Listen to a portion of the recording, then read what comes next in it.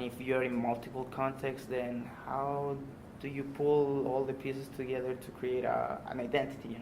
I feel that's one of the most interesting things in my life to see how kind of my identity dissolves a little bit.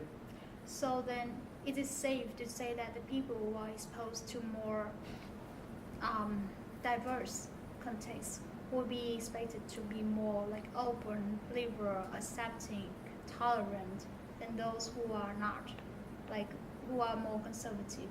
And it is okay to like for the liberal or the open people to disparage to some extent conservative people, like to say that you should go out of your wells, the frogs, you should explore the woods, just like I do, something like that. Do you think we can like make that comparison? I have my issues with that. I do feel like from experience, I've met liberals who are more welcoming of others or opinions that are not necessarily aligned with theirs. But I mean, in the most reductive sense, a conservative is someone who doesn't want things to change, and a liberal is someone who is trying to make changes in the structures that are already in place. And and I feel like those two concepts have been so trashed by the political schemes, and not even political, just this shit show that people call politics nowadays. Yeah. And I would try to like remain a little bit away from those two concepts, but I would prefer I would agree with what you said if we change the word to openness, just plain openness, like degrees of openness. This person is maybe less receptive to be open to new things. That person might be a little more receptive to be open to new things. And under that paradigm, I would completely agree with what you said. Then, if we think more deeply about this question, then because you mentioned change, and what the question in my mind is change towards what?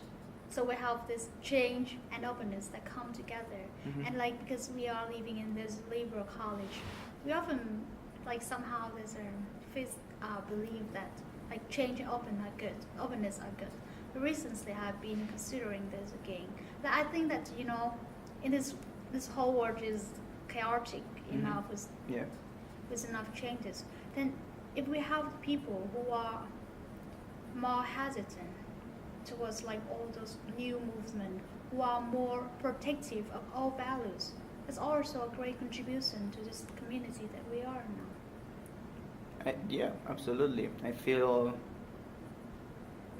I don't think that the world would benefit with really open people that would just generate this balance.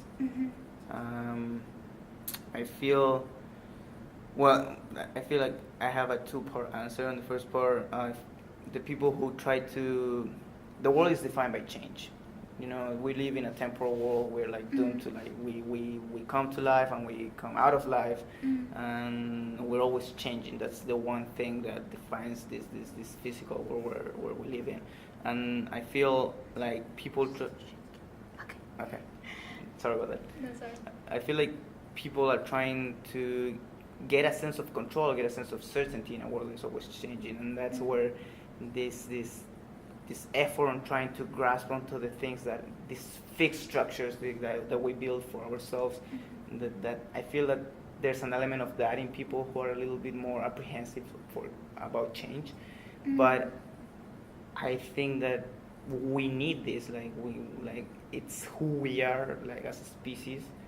I believe that the variety that composes the human being is necessary. Like the only thing that we're doing like absolutely shitty is the fact that we're still trying to reconcile the variety of flavors that humans can come with on, and but if we get to that point of reconciliation between each other, I feel like that's an essential component.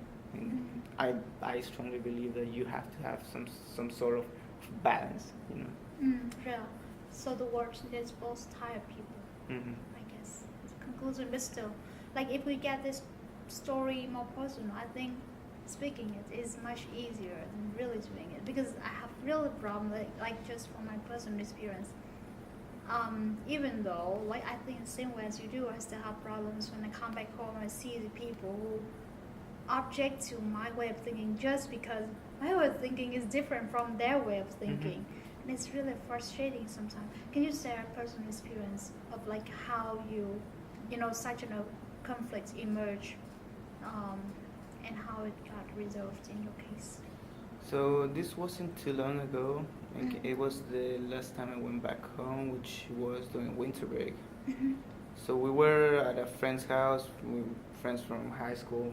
I've met them for like 10 years, or even more in some cases. We were just hanging out, like talking about our lives. But then there was a particular incident about my friends have always had this sense of homophobia. And then someone said like I don't have a problems with gays, but like I'd rather not see them doing anything because that disgusts me. And that just the language they used, it was like whoa, like it really touched me. Like I'm not cool with this. I'm not okay with this. And it was very interesting to observe myself in that situation because I couldn't do anything. I mean, I wanted to like object. I wanted to say, hey, that's not really cool, or I'm not really comfortable with that. But I felt that the social pressure of the circle itself, it was too predominant. I kind of folded against that, and it's just in my head. I was just thinking, wow, like 5 years ago, 6 years ago, I would have completely laughed about it, and I would have not made any sort of impact on me. And now I'm like thinking about this, like completely removed from the scenario itself, and in my head about like all the possible ways I could intervene, or how am I gonna say this, and then it wasn't really resolved because I didn't say anything, but it just like stayed with me, and in a way, kind of I listened to myself, the fact that hey, you've changed in a way. That. But I think you are in the second stage of change actually. So when I talk about the second stage, I think the first stage is that you react immediately. You say, "Oh, you are foolish. I will lecture you about like what gayness means, LGBT means, everything." But like I think the second stage of change means that you are in the position you understand that your education or LGBT, for example, comes from some privilege of education, like from experience that your friends at home do not have, right? And like, it will not be very useful to just lecture them about something they are not frequently exposed to. It may even entrench their pre-existing prejudice against LGBT people. Yeah. Do you consider that when you? I've come to realize that the amount of privilege I have, just feel like privilege has a lot of like connotation in today's society, but just the very fact that I could undergo experiences that they couldn't even access, they couldn't even imagine accessing, gave me a new perspective, or two more perspectives, or many more perspectives that I'm trying to incorporate in myself, and trying to see, well, this contradicts this one and that one, but I still feel more comfortable with the other one. So it's just kind of merging together all these things and trying to, even if you can make sense of it, good. If not, okay. But just to find a way in which you stop being in that paradigm of correcting the other, like the stages as you mentioned, and trying to go away from the first stage of I'm the owner of the truth, you're wrong, and I've experienced more and you haven't, so let me lecture you about this. I move towards more, okay, there's all these ways of thinking. I have this one. That's the only thing I can say. That's where I am right now. It's like the more I feel like the more you experience, the more you humble yourself, because the more the world teaches you, no, you're not right. You don't have the truth. There might not even be such a thing as the truth. Yeah, and I think it would be like a better answer to the question we had before about the value of different experiences. It's not it's not just like towards more liberalism or openness or change. It's more about humility, I guess. Humility in our perspectives. I feel like one of the most toxic things of today's society is that, and I may need to develop this idea in more detail in my head, but I feel like we've been taught that we are entitled an opinion, and it's been so ingrained that it kind of implies a level of power that you have the right to, just because of the fact that you have an opinion, you can lecture anyone because you're an opinionated person, and that's not necessarily true. And I feel that that's even fostered in certain social circumstances. Sometimes I see it here in Ireland. Sometimes just because people have had more experiences, think they have just the right to even impose their opinions to others.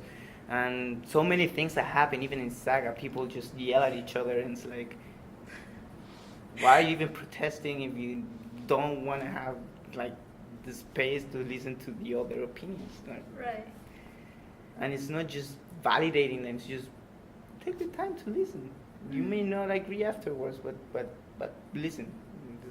Just that's where I am, and that's where I think this kind of leads to this humility. Yeah. I kind of understand like your question about identity a little better.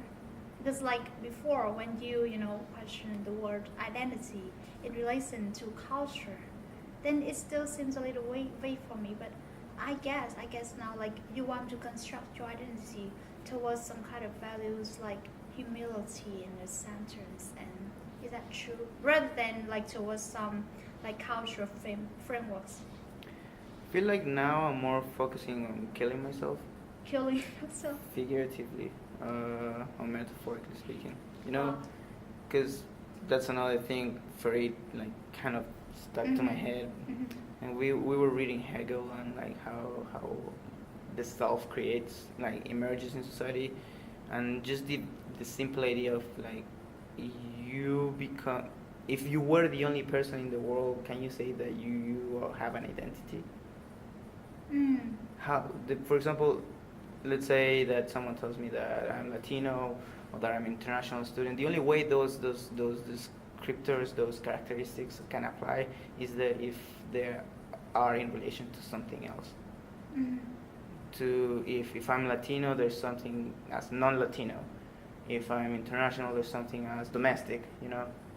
So there aren't really actual things in yourself that constitute an identity. That's what I mean when we don't have a degree of fixity on who we are. And now I'm trying to do that. I'm really trying to kill myself to stop assuming that the thing that emerges in relation to the others is me.